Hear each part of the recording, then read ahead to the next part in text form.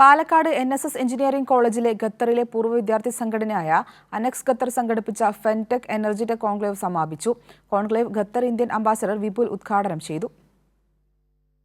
Annex Qatar സംഘടിപ്പിച്ച fintech and energy tech conclave Anex fintech 26 ശ്രദ്ധേയമായി. Palakkad NSS engineering കോളേജിലെ ഖത്തറിലെ പൂർവ്വ വിദ്യാർത്ഥി സംഘടനയായ അനെക്സ് ഖത്തറിന്റെ ആഭിമുഖ്യത്തിൽ നടന്ന conclave Qatar Indian ambassador Vipul ഉദ്ഘാടനം ചെയ്തു.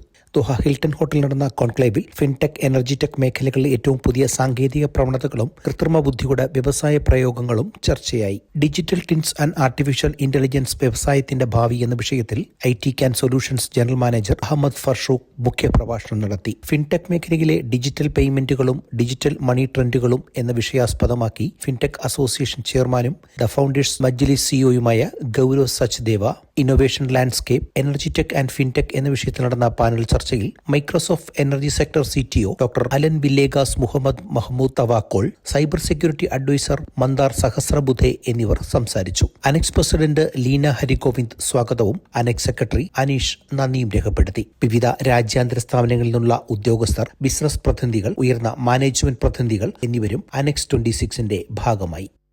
OK Parimala, Kairali news, Qatar.